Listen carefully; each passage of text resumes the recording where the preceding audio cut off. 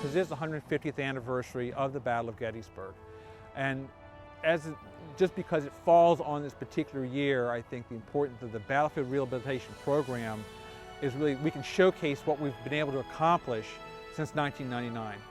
And in 13, 14 years, the landscape has changed dramatically to help people understand and appreciate better what the battlefield looked like in 1863.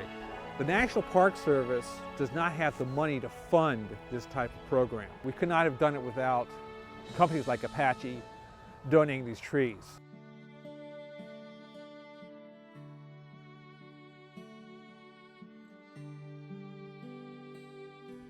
(1863) was a pivotal year. In the spring of that year, the Battle of Chancellorsville, fought in just west of Fredericksburg, Virginia, was a resounding defeat for the Union Army. Robert E. Lee, the commander of the Army North of Virginia, realized that there was a chance here now to take the war out of Virginia. He decided to bring his army north into Maryland and Pennsylvania. To get there, they all had to come through Gettysburg.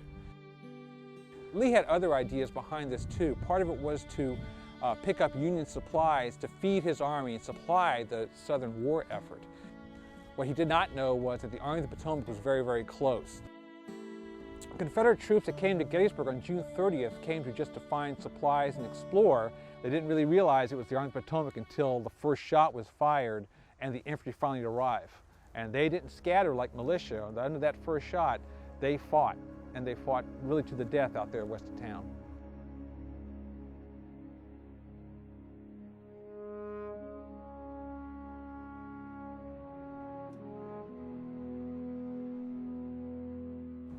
The Peter Fry farm, which is right behind me, Fry owned quite a bit of land here, right along what we call Cemetery Ridge, the southern extension of Cemetery Hill.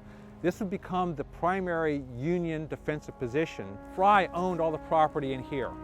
And as a self-sustaining, sufficient farmer, one of the elements he had was a small orchard on the north side of the Lydia Leister farm. Lydia Leister was a widow who lived in a small house right back here on the Tonytown Road. And that year, like many of the other fruit farmers and the other farmers here, was a very moist early summer. So the crops were really going to be good. On July 1st, at least for Peter Fry, his orchard was literally invaded by thousands of Union troops who moved to this area and encamped for the evening behind Cemetery Hill, his primary defensive position. As a result, his orchard trees wound up being consumed by the animals that accompanied the infantry, by the baggage wagons, the mules that brought the wagons up, the artillery that massed in there, and it really did a lot of damage. Basically, his orchard was lost because of this battle, because of the occupation and the mass of troops in that area there. In the aftermath of the battle, the landowners here who lost everything, they sold the property off, and as time went on, many of the smaller features or more important features of the battlefield were lost. Meadows, pastures, cropland began to become overgrown with trees, fence lines were lost.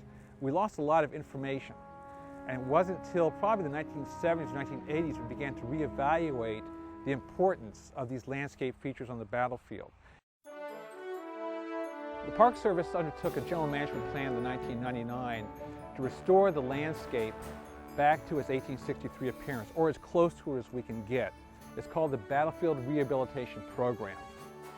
Recreating the orchards is especially important because pretty much every farm here would have had an orchard, and seeing them there just takes the visitor back in time a little bit. The Apache Foundation and the donation of the trees has enabled us to fill in a lot of those historic orchards to make the battlefield look more like it did when the armies fought here, and making the battlefield a much more meaningful experience, I think, for the visitors, because it enables guides and Park Service rangers to interpret the battlefield in a way that they couldn't just maybe 10 or so years ago.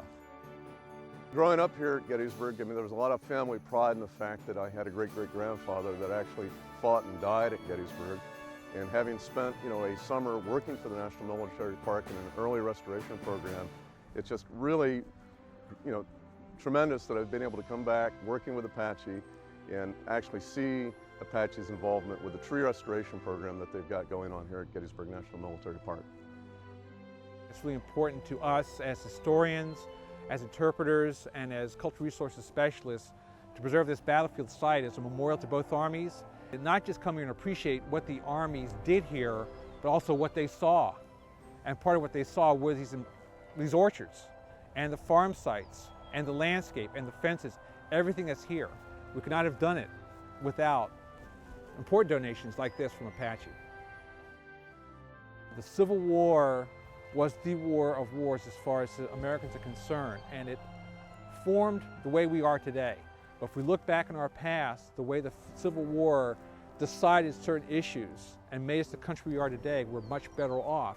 And it all goes back to things that happened on battlefield sites like Gettysburg. And that's why these places are preserved as memorials to those armies that fought here, but also memorials to us as Americans. Since 2009, the Apache Tree Foundation has donated over 3,000 trees to the Gettysburg Foundation. The Apache Tree Foundation has provided over 3 million trees to nonprofit organizations in 16 states since 2005. The program focuses on improving wildlife habitats, restoring storm damage, and enhancing urban forests.